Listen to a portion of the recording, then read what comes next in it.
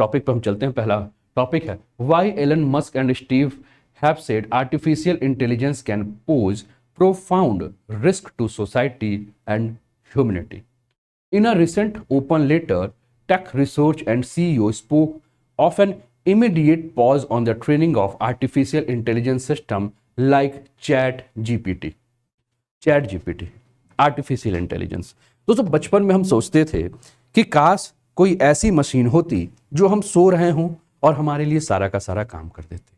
हम सोचते थे कि काश कोई ऐसा होता जो हमें खिला भी देता, और मजाक मजाक में आप याद करते होंगे कि हमारे बड़े, हमारे बुजुर्ग, हमारे माता पिता यही कहते थे कि तुम्हारे लिए एक ऐसी मशीन बनानी होगी जो तुमको कपड़ा भी पहना दे, नहलवा भी दे, खिला भी दे, पिला भी दे, है ना, हर काम तुम्हारा कर दे। और हम सोचते थे कि हाँ काश ऐसी एक मशीन होती तो अच्छा होता। दोस्तों हम आर्टिफिशियल इंटेलिजेंस की अगर हम बात करें तो उस श्रेणी में हम, उस क्षेत्र में हम काम करने लगे हैं। लेकिन आप जानते हैं कि इसको लेकर जो है वो आर्टिफिशियल इंटेलिजेंस को लेकर जो है वो एलन मस्क और एप्पल के जो फाउंडर हैं, उन्होंने को फाउंडर जो है उन्होंने जो है वो चेतावनी दे दी है। क्या चेतावनी दी है? चेतावनी ये दी है कि अगर हम आर्टिफिशियल इंटेलिजेंस के चक्कर में पड़ेंगे तो तबाह हो जाएगा मानव का भविष्य, हो जाएगा मानव का भविष्य कंट्रोल से बाहर। और मस्क ने तो इस शक्तिशाली आर्टिफिशियल इंटेलिजेंस सिस्टम को कहा है कि इसके विकास को जो है रोकना होगा, क्योंकि अगर हम इसके विकास को नहीं रोकेंगे तो यह सुरक्षित नहीं है। यह आर्टिफिशियल इंटेलिजेंस जो है वो समाज और मानवता के लिए एक गहरा जोखिम पैदा कर सकता है। हो सकता है आपको मेरी बातें थोड़ी सी अजीब लग रही होंगी, थोड़ा सा समझने में दिक्कत हो रहा होगा, तो चलिए मैं कुछ वीडियो आपको दिखाता हूं और इस वीडियो से आप आर्टिफिशियल इंटेलिजेंस को समझ सकते हैं। आपके स्क्रीन पर दोस्तों ये एक मूवी है रोबोट, और रोबोट में आप रजनीकांत का ये सीन तो जरूर याद कर रहे होंगे। आइए मैं इसी पर कुछ और भी चीजें आपके साथ बात करता हूं, आपके साथ देखता हूं। ये फिल्म उसी फिल्म में है जहां आर्टिफिशियल इंटेलिजेंस पे बेस्ड ये फिल्म बनी हुई थी और आप देख रहे हैं। ये उसी फिल्म का सीन है जो कि आर्टिफिशियल इंटेलिजेंस पे बनी हुई थी, जो कि आप देख रहे हैं। आगे बढ़ते हैं, ठीक है। ये आपके स्क्रीन पर एक मूवी है, हॉलीवुड की मूवी है, उसका सीन है, आर्टिफिशियल इंटेलिजेंस पर बनी हुई जो है ये मूवी है। इसके अलावा आप देखिए ये भी आर्टिफिशियल इंटेलिजेंस की मूवी है जो कि आपके स्क्रीन पर देखने को मिल रही है। ये सारे के सारे मैं उदाहरण इसलिए आपको दे रहा हूं। एक फिल्म है टर्मिनेटर, द टर्मिनेटर फिल्म। हो सकता है कि आप लोगों ने हॉलीवुड की यह फिल्म जरूर देखी होगी, और हॉलीवुड के इस फिल्म में भी आपने आर्टिफिशियल इंटेलिजेंस का प्रयोग जो है वो बहुत ही शानदार तरीके से देखा होगा, है ना। टर्मिनेटर का ही एक सीन और भी आपको आपके स्क्रीन पर नजर आ रहा है। ये सारा का सारा आर्टिफिशियल इंटेलिजेंस का सीन है जो कि आपके स्क्रीन पर आपको देखने को मिल रहा है। अब इसी आर्टिफिशियल इंटेलिजेंस के ऊपर हम लोग की जो है वो चर्चा है। इसी पर हमें द ब्लेड मैन करके एक मूवी थी, है ना, ये भी हॉलीवुड की मूवी थी, और हो सकता है कि आपने जरूर ये सब चीज को देखा है ना, ठीक है ना। सबने देख रखा है इस मूवी को, मुझे पता है। अब इसी के ऊपर हमारी चर्चा है, इसी को हमें लेकर समझना है कि क्यों मानव समाज के लिए, मानव प्रजाति के लिए इस आर्टिफिशियल इंटेलिजेंस को जो है वो कहा जा रहा है कि बहुत बड़ा खतरा है ये आर्टिफिशियल इंटेलिजेंस। और ऐसा कहने वाला कौन है? ऐसा कहने वाला मस्क है, और साथ में एप्पल के जो को फाउंडर हैं वो भी इस बात पर जो है वो कहीं ना कहीं जो है वो अपना जो है चिंता जाहिर कर सकते हैं। आर्टिफिशियल इंटेलिजेंस, जिसको शॉर्ट में हम एआई के नाम से लेकर जो है बात करते हैं, और लगातार कई विशेषज्ञ की जो राय सामने आ रही है वही यही आ रही है कि इससे मानव का जो भविष्य है वो भविष्य खतरा बना हुआ है। और साथ साथ में अगर हम बात करें तो इससे कई नौकरियों की जो है वो कमी आने वाली है। नौकरियों की कमी की अगर हम बात करें दोस्तों, तो आप बहुत सारे सेक्टर ऐसे देख सकते हैं जिस सेक्टर में आपने देखा है कि लोगों की, खासकर प्राइवेट सेक्टर में नौकरियां जो हैं एक के बाद एक जा रही हैं। आपने एसेंचर का नाम सुना होगा दोस्तों। एसेंचर में जो है वो हजारों लोगों की नौकरी जो है वो दांव पर लगी हुई है, कभी भी उनकी नौकरी जा सकती है। बहुत सारे ऐसे कंपनी हैं जिसके बारे में आप न्यूज़पेपर को अगर एक सप्ताह में खंगालेंगे तो उसमें आपको नजर आएगा कि बहुत सारे लोगों की नौकरियां जो है एक के बाद एक जा रही है। साथ में ही अगर हम बात करें तो इसके बारे में यह भी कहा जा रहा है कि एलन मस्क ने जो है वो आर्टिफिशियल इंटेलिजेंस को लेकर जो अपनी चिंता जाहिर की है उसमें यह कहा है कि शक्तिशाली आर्टिफिशियल इंटेलिजेंस सिस्टम जो है वह मानव विकास को जो है वो रोक सकता है, और इसके लिए जरूरी है कि हम ये सुनिश्चित करें कि आर्टिफिशियल इंटेलिजेंस का प्रयोग हम इस प्रकार से करें कि मानव विकास जो है वो अपने आप को असुरक्षित ना कर पाए, मानव समाज जो है वो अपने आप को असुरक्षित महसूस ना कर सके। एलन मस्क के साथ साथ कई सारे जो टेक्नोलॉजी के क्षेत्र में एक्सपर्ट लोग हैं वो आर्टिफिशियल इंटेलिजेंस के डेवलपमेंट को रोकने की बात कर रहे हैं। वो कह रहे हैं कि आर्टिफिशियल इंटेलिजेंस की सोच को जो है वो बंद कर दी जाए। क्यों? क्योंकि मान रहे हैं कि आर्टिफिशियल इंटेलिजेंस जो है वो धीरे धीरे इंसानों पर जो है वो हावी हो जाएगा और इससे मानव का भविष्य जो है वो खतरे में आ जाएगा। एलन मस्क के साथ मैंने कहा कि एप्पल के को फाउंडर हैं जिनका नाम है स्टीव, और उन्होंने भी सीधे यही कहा है। और स्टीव के साथ लगभग 1000 से अधिक जो टेक्निकल एक्सपर्ट है उन सभी ने जो है वो सैन फ्रांसिस्को में जो है एक आपका ओपन आर्टिफिशियल इंटेलिजेंस स्टार्टअप्स पे जो है एक ओपन लेटर इन्होंने लिखा और उसने GPT-4 के ऊपर भी चर्चा की है। लेटर में जो एक्सपर्ट जो बातें कह रहे हैं वो सीधे ये कह रहे हैं, इसका जो टॉपिक था वो टॉपिक यही था, पॉज ज्वाइंट आर्टिफिशियल एक्सपेरिमेंट्स। इसी शीर्षक से जो है वो लेटर लिखा गया, ओपन लेटर था, और इसमें यह कहा गया कि जिस प्रकार से मानव प्रतिस्पर्धा में इंटेलिजेंस आ रहे हैं वो कहीं ना कहीं मानव समाज के लिए एक गहरा संकट पैदा कर रहे हैं। आर्टिफिशियल इंटेलिजेंस सिस्टम जो है इसको विकसित किया जाना अब रोकना होगा, क्योंकि उनके प्रभाव सकारात्मक तो हैं ही, लेकिन उसके प्रभाव को सकारात्मक रूप से ही कंट्रोल करना आवश्यक है, क्योंकि इसके प्रभाव नकारात्मक भी देखने को मिल रहे हैं। मस्क ओपन आर्टिफिशियल इंटेलिजेंस के शुरुआती निवेशक के रूप में आप इनको जानते हैं। मस्क ने एक गाड़ी लाई थी, एक कार लाई थी जिसका नाम था टेस्ला, और टेस्ला का पूरा प्रयोग ही जो है वो आर्टिफिशियल इंटेलिजेंस पे ही था, जिसमें कि ड्राइवर विहीन गाड़ी की हम बात कर रहे थे, जिसमें ड्राइवर नहीं होगा, बस आपको जो है सोचना है कि मुझे कहाँ जाना है। और आर्टिफिशियल इंटेलिजेंस पे तो हम इतना आगे बढ़ रहे थे कि मान लीजिए कि मैं अपने ऑफिस में यहाँ खड़े होकर आपकी क्लासेस ले रहा हूँ, और मान लीजिए कि मुझे 9 बजे इस क्लास को एंड करने के बाद मुझे अपने घर जाना है, तो मेरा कार जो है वो 9 बजे ऑटोमेटिक जो है मुझे ये मैसेज दे देगा कि टाइम हो चुका है और वो रेडी है। मैं कार के पास पहुंच रहा हूं, ऑटोमेटिक जो है उसके दरवाजे खुल गए हैं। जैसे उसके दरवाजे खुल गए हैं तो मेरे घर पे लगा हुआ जो आर्टिफिशियल इंटेलिजेंस के थ्रू जो बाकी सारे इक्विपमेंट्स है वो अपने आप उस हिसाब से चलने लगेंगे जैसे जैसे वो जानेंगे कि मैं कितना करीब पहुंच रहा हूं। जैसा कि जो आर्टिफिशियल इंटेलिजेंस के थ्रू जो मशीन लगे हैं घर के गेट पे, वो ये जान जाएंगे कि मेरी कार आ चुकी है, वो ऑटोमेटिक ओपन हो जाएंगे। उसके अलावा जो भी सारी चीज़ें हैं कि अगर मुझे ऐसा लगता है कि मुझे ये करना है, मुझे वो करना है, मुझे चाय पीनी है, वो सारी चीज़ें जो है वो सब कुछ अपना सेट हो जाएंगे। तो ये पूरी एक तकनीक थी, जिस तकनीक के माध्यम से जो आपके दिमाग में जो विचार चल रहे हैं उन विचारों को मशीनों के द्वारा जो है उसे क्या करना था, लेकर आना था। तो इस कुल मिला के अगर हम बात करें तो इस कुल सारी की सारी जो बातें थी आर्टिफिशियल इंटेलिजेंस के लिए बातें थी, लेकिन कहीं ना कहीं ये सारे काम से क्या होगा, ड्राइवर की नौकरी चली जाएगी, घर में काम करने वालों की नौकरी चली जाएगी। तो कुल मिलाकर हम क्या देख रहे हैं कि मानव समाज के लिए ये बहुत ज़्यादा खतरा भी जो है हम देखने के लिए इसको देख रहे हैं। ठीक है ना, तो ये सारी चीज़ें जो है वो है। अब ये ओपन लेटर जो लिखा गया था, इस ओपन लेटर में एक बात ये भी कहा गया कि जो आर्टिफिशियल इंटेलिजेंस के जो लैब्स हैं कम से कम 6 महीने के लिए उन्हें GPT-4 से ज़्यादा पावरफुल आर्टिफिशियल इंटेलिजेंस सिस्टम पर जो है वो ट्रेनिंग जो है वो देना जो है रोक देना होगा। और इसके लिए इस ओपन लेटर में एलन मस्क और एप्पल के को फाउंडर स्टीव्स ने जो है ये जितने भी आपके टेक्निकल एक्सपर्ट्स हैं 1000 से अधिक, उन सभी के साथ जो है वो साइन भी कराया है। अब हमें समझना है कि आर्टिफिशियल इंटेलिजेंस है क्या, और आर्टिफिशियल इंटेलिजेंस के साथ साथ हमें ये भी समझना है कि ये चैट GPT से कैसे अलग है और GPT-4 है क्या। इन सभी के ऊपर हम चर्चा करेंगे, इन सभी को हम जानना चाहेंगे। दोस्तों, सेशन अगर पसंद आ रहा होगा तो इसको लाइक जरूर कीजिए, अपने मित्रों के साथ जो है वो सेशन को ज़्यादा से ज़्यादा जो है वो शेयर कीजिए, उनसे भी जो है इसको शेयर करने के लिए कहिए। ठीक है, तो सबसे पहले हम लोग जानते हैं कि आर्टिफिशियल इंटेलिजेंस के पहले हम ये जानेंगे कि ये आपका GPT-4 है क्या। ठीक है ना, तो दोस्तों देश में अगर हम बात करें तो इन दिनों ओपन आर्टिफिशियल इंटेलिजेंस और GPT-4 की चर्चाएं जो है वो काफ़ी तेज़ी से चल रही हैं। ये कुल मिलाकर अगर हम बात करें तो एक एडवांस टेक्नोलॉजी है जिसका बहुत तेज़ी से जो है इस्तेमाल हो रहा है, क्योंकि लोगों को ये भरोसा हो गया है कि यूजर्स को GPT-4 से पूछे गए किसी भी सवाल का जवाब तुरंत मिल जाएगा। लेकिन आप जान के हंसेंगे कि इस GPT-4 ने UPSC के प्रश्न पत्र को जो है वो सॉल्व नहीं कर पाया, है ना। तो यहाँ हो गया GPT-4 का मजाक। क्यों? क्योंकि GPT-4 जो है वो UPSC का पेपर सॉल्व नहीं कर पाया। GPT-4 का फुल फॉर्म क्या है? तो GPT-4 का फुल फॉर्म है जनरेटिव प्री ट्रेन्ड ट्रांसफार्मर 4, है ना। और ये आपका ओपन जो आर्टिफिशियल इंटेलिजेंस है इसका चौथा वर्जन है। इसमें यूजर्स को हर कठिन से कठिन सवालों के जो जवाब हैं वो आसान भाषा में मिल जाते हैं, ऐसा कहा गया था।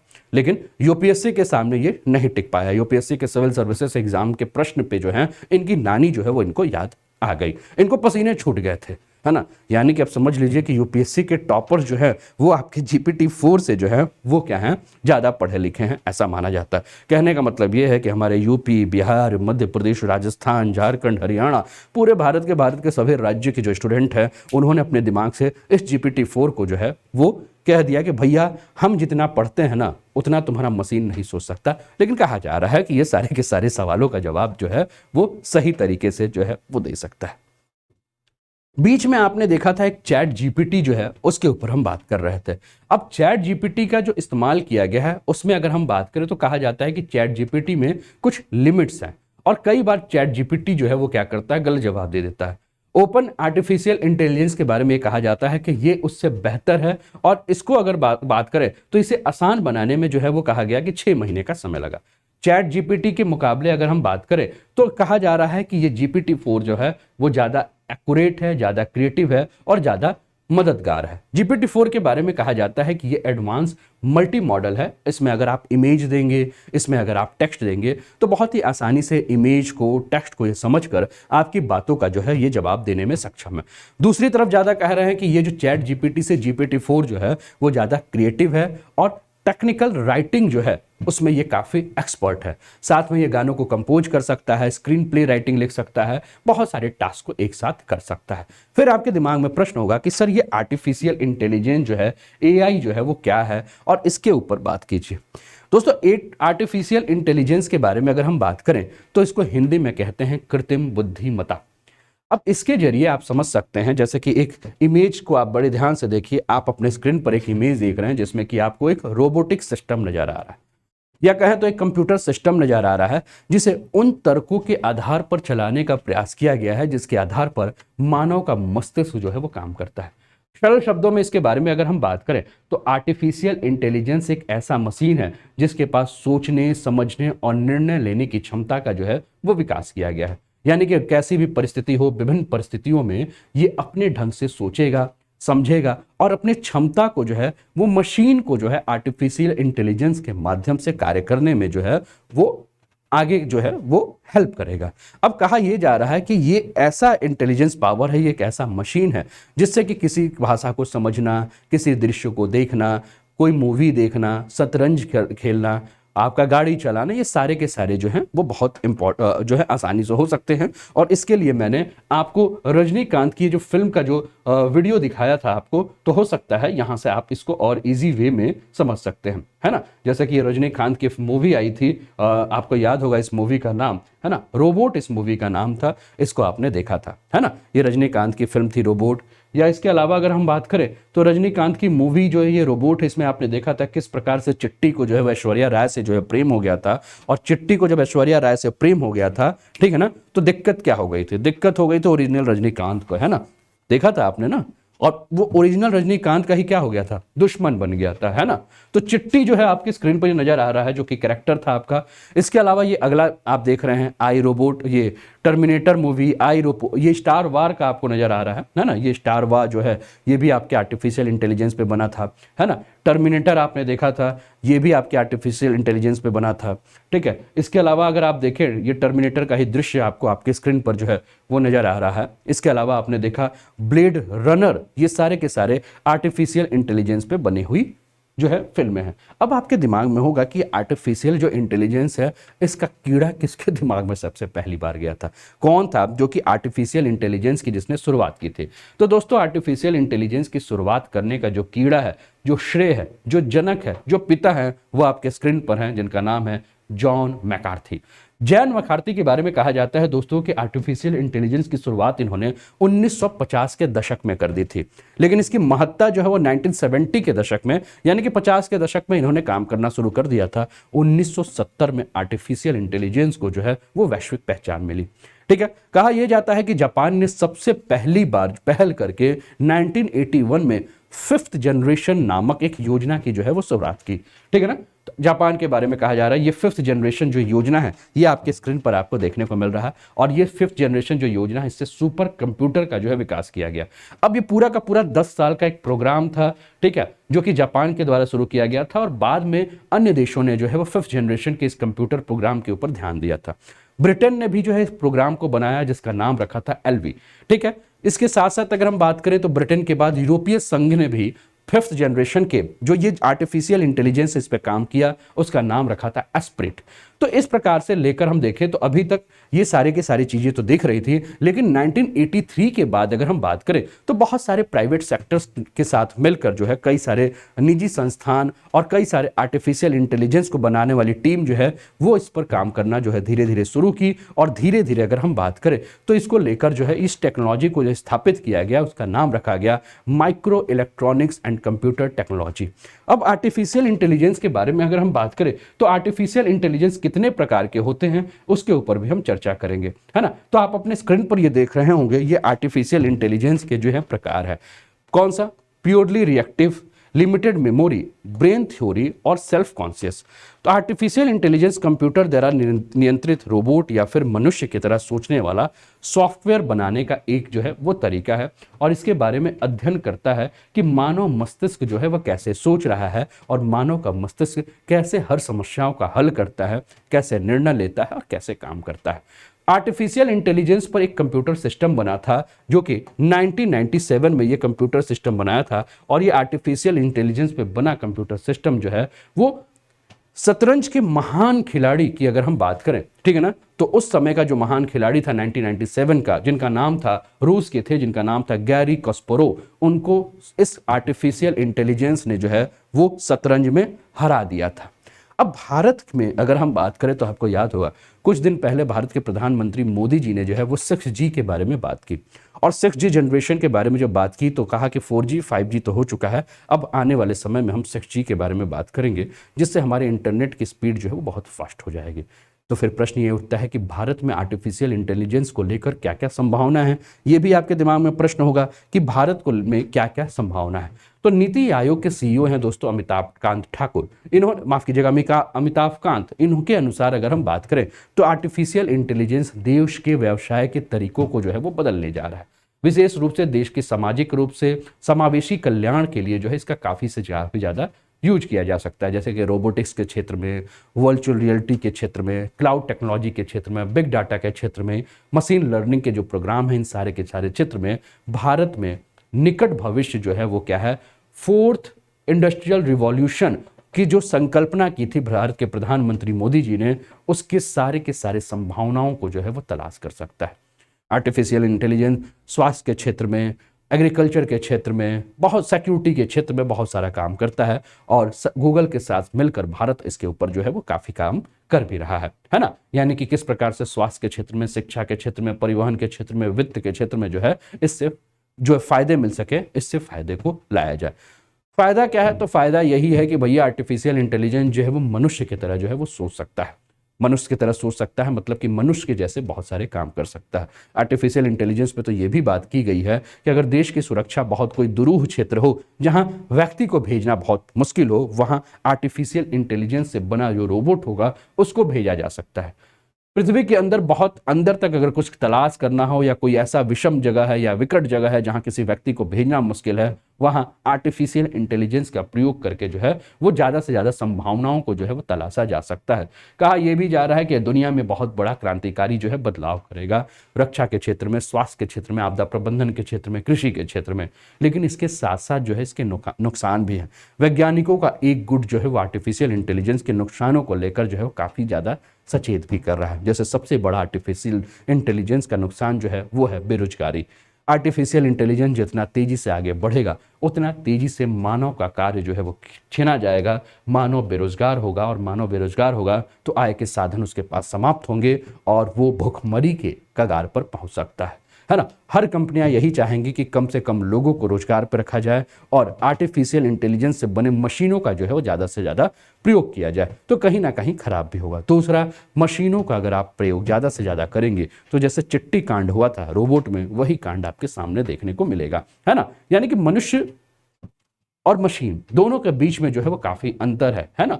तो कारखानों में, बैंक में, चिकित्सा के क्षेत्र में अगर आर्टिफिशियल इंटेलिजेंस का प्रयोग करेंगे तो कहीं ना कहीं दिक्कत तो पैदा होगी। मानव के लिए, मानव समाज के लिए जो है वो विभिन्न प्रकार की समस्याएं जो हैं वो शुरू हो जाएंगी। इसके ऊपर भी ध्यान रखने की आवश्यकता है, इसको भी सोचने की जो है वो आवश्यकता है। ठीक है ना।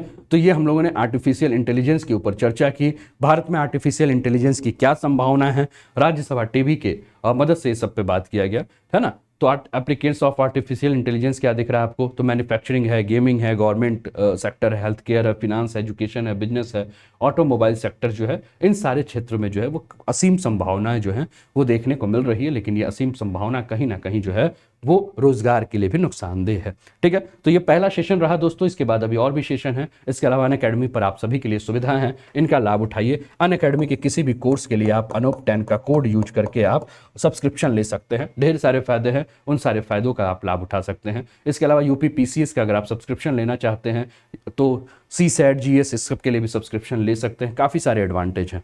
अनअकैडमी के किसी भी कोर्स पे आप अनूप 10 कोड का यूज करके सब्सक्रिप्शन जब लेंगे तो आपके फी में आपको डिस्काउंट तो मिलेगा ही, साथ साथ में मेरा आपको सहयोग भी हमेशा मिलता रहेगा। ठीक है, तो ये पहला न्यूज़ था दोस्तों जिसके ऊपर हम लोग की चर्चा हुई, और आगे बढ़ते हम अगले